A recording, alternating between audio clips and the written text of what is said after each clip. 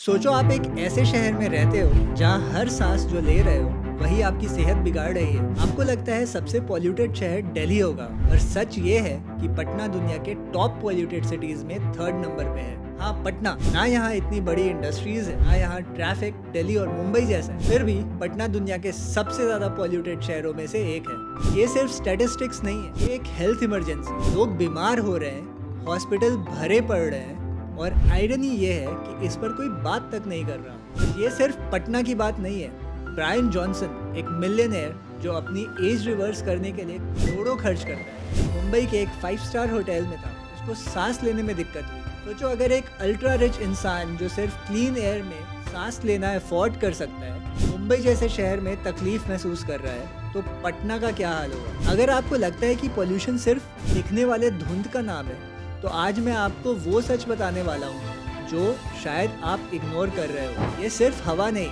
ये आपकी सेहत की कहानी है। हाँ, मैं युगांश और आप देख रहे हैं द वाईजे शो।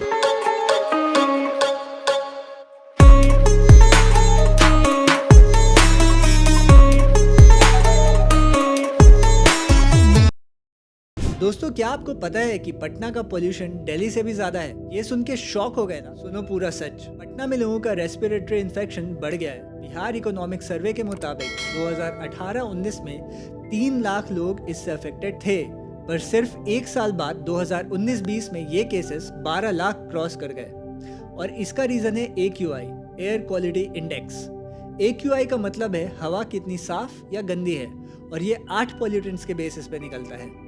PM2.5 ये छोटी सी पार्टिकल्स होती है जो लंग्स तक जा सकती हैं और सीरियस रेस्पिरेटरी इश्यूज पैदा कर सकती हैं। ये इंडस्ट्रियल एमिशंस, व्हीकल एग्जॉस्ट और बायोमास बर्निंग का नतीजा होती हैं। PM10 ये थोड़ी बड़ी पार्टिकल्स होती है जो कंस्ट्रक्शन डस्ट, रोड डस्ट और स्मोक से जनरेट होती हैं। ये ना सिर्फ अस्थमा और लंग डिजीजेस बढ़ाती हैं, बल्कि ओवरऑल एयर क्वालिटी को भी बिगाड़ती है। इसके अलावा 6 और ऐसे पॉल्यूटेंट्स हैं जिससे एयर क्वालिटी इंडेक्स डिटरमाइन किया जाता है, जो है nitrogen dioxide, sulphur dioxide, ozone, carbon monoxide, ammonia और लेड। अगर AQI 50 से नीचे है तो हवा साफ है, 100 तक ठीक है, 200 क्रॉस करते ही प्रॉब्लम शुरू हो जाती है, और अगर AQI 300 क्रॉस कर जाए तो वो हजार्डस लेवल में आता है, मतलब बीमारियों को इनविटेशन। पटना में नवंबर 2023 के ऑलमोस्ट हर दिन AQI 300 के ऊपर था, और जब ये 400 क्रॉस करता है तो बिना मास्क के बाहर निकलना अपनी हेल्थ के साथ खिलवाड़ करना है। But why is Patna so polluted? अब सवाल ये उठता है कि पटना में इतना पोल्यूशन आखिर है क्यों? Traffic and vehicular pollution, diesel और पेट्रोल गाड़ियों का ज्यादा उपयोग पोल्यूशन बढ़ाने का एक बड़ा कारण है। पब्लिक ट्रांसपोर्ट के कम ऑप्शंस होने की वजह से लोग ज्यादा पर्सनल व्हीकल्स का यूज करते हैं, जो कार्बन एमिशंस और पार्टिकुलेट मैटर बढ़ाता है। पटना में पुरानी और अनरेगुलेटेड गाड़ियां चलती हैं जो एमिशंस कंट्रोल नॉर्म्स फॉलो नहीं करती। इस वजह से एयर पोल्यूशन और बढ़ता है। कंस्ट्रक्शन डस्ट, सड़क, फ्लाईओवर और नए बिल्डिंग से कंस्ट्रक्शन से एयर पोल्यूशन और डस्ट लेवल्स में तेजी से वृद्धि होती है। बहुत जगहों पर डस्ट कंट्रोल के प्रॉपर मेजर्स नहीं लिए जाते, जिसमें स्प्रिंकलर्स और डस्ट बैरियर्स का अभाव होता है। गार्बेज बर्निंग, कचरे को जलाने की परंपरा जो पटना में अलग अलग एरियाज में देखी जाती है, PM2.5 और दूषित गैसेस का बड़ा सोर्स है। लोग जगह जगह प्लास्टिक और ऑर्गेनिक वेस्ट जलाते हैं जो टॉक्सिक स्मोक जनरेट करता है। ईटा भट्टी और फैक्ट्रीज, पटना के आसपास 500 से ज्यादा ईटा भट्टी हैं जो बिना पोल्यूशन कंट्रोल मेजर्स के काम कर रहे हैं। इंडस्ट्रीज प्रॉपर फिल्ट्रेशन टेक्निक्स का उपयोग नहीं करती, जिस वजह से एयर पोल्यूटेंट्स एटमॉस्फेयर में फैलते हैं। विंटर इन्वर्जन इफेक्ट, सर्दियों में टेम्परेचर इन्वर्जन होने से पोल्यूटेंट्स हवा में नीचे चिपक जाते हैं, जो रेस्पिरेटरी डिजीजेस और ब्रीदिंग इश्यूज का कारण बनता है। फॉग और स्मोक मिलकर स्मॉग बनाता है, जो पोल्यूशन को और सिवियर करता है। इसके अलावा नेचुरल फैक्टर्स भी हैं। पटना एक अलूवियल प्लेन पर बसा है जो गंगा और उसकी सहायक नदियों के सेडिमेंट डिपॉजिट से बना है। अलूवियल प्लेन्स वो जगह होती है जहां मिट्टी बहुत ज्यादा नर्म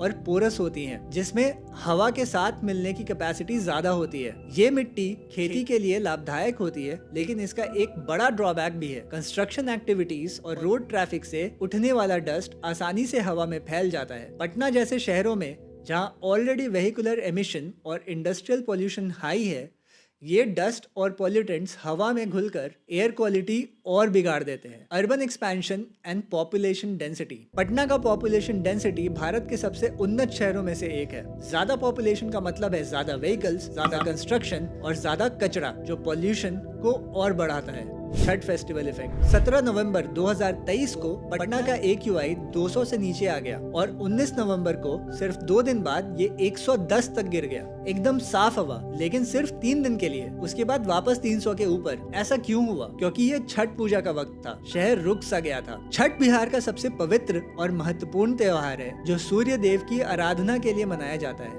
ये एक एनवायरमेंटल फ्रेंडली फेस्टिवल है जिसमें लोग नदियों और तालाबों की सफाई करते हैं और शुद्ध और पवित्र तरीके से पूजा करते हैं। पर इस सब का एयर क्वालिटी इंडेक्स से क्या लेना देना? नए कंस्ट्रक्शंस टेम्परेरी बंद हो गए थे, पब्लिक ट्रांसपोर्ट काफी कम हो गया था जिसमें ऑटो और डीजल व्हीकल्स की गति धीमी पड़ गई थी, सड़कों पर पानी छिड़का गया जो हवा में उड़ने वाले धूल मिट्टी को नीचे गिराने में मदद कर रहे थे। लोग अपने घरों और आसपास की सफाई में व्यस्त रहे और प्रदूषण या शोर शराबे वाली एक्टिविटीज कम हो गई। ये बताता है कि अगर थोड़ी सी प्लानिंग और मिलजुल कर एफर्ट्स किए जाएं तो पोल्यूशन कंट्रोल संभव है, मगर ये एफर्ट्स सिर्फ त्योहार तक सीमित नहीं रहने चाहिए। सवाल ये है कि बिहार गवर्नमेंट इस प्रॉब्लम को कैसे हैंडल कर रही है। पराली जलाने पर बैन। सरकार ने किसानों को स्टबल बर्निंग यानी पराली जलाने से रोकने के लिए सब्सिडीज और अल्टरनेटिव्स देने का प्रयास किया है। Pollution monitoring stations. Air quality track करने के लिए नए मॉनिटरिंग स्टेशंस लगाए गए हैं। Public transport improvement. Metro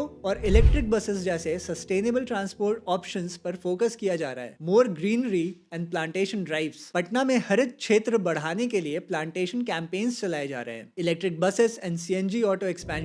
diesel vehicles की जगह CNG और इलेक्ट्रिक बसेस को बढ़ावा दिया जा रहा है। Dust management at construction sites. Construction areas में डस्ट सप्रेशन सिस्टम्स का इम्प्लीमेंटेशन जोर शोर से हो रहा है। Encouragement of eco-friendly ईटा भट्टी। ट्रेडिशनल ईटा भट्टियों की जगह इको फ्रेंडली जिगजैग भट्टियों को प्रमोट किया जा रहा है। पटना का पोल्यूशन एक साइलेंट किलर बन चुका है। क्या हम इसे सुधारने के लिए तैयार हैं? अगर ये कंटिन्यू रहा तो आने वाले समय में पटना में रेस्पिरेटरी डिजीजेस और भी बढ़ेंगी और ये शहर रहने लायक नहीं रहेगा। सवाल ये है, पटना वालों को तब तक इंतजार करना पड़ेगा जब तक ये दिल्ली जैसा एक्सट्रीम हो जाए, या हम पहले से कुछ कर सकते हैं? आपका क्या कहना है? क्या आपको लगता है कि पटना में पोल्यूशन को लेकर सही अवेयरनेस है? कमेंट सेक्शन में बताएं। अगर आपको ये वीडियो इन्फॉर्मेटिव लगा तो लाइक और शेयर जरूर करें और हमारे चैनल को जरूर सब्सक्राइब करें। हम हैं युगांश और आप देख रहे हैं द YJ शो।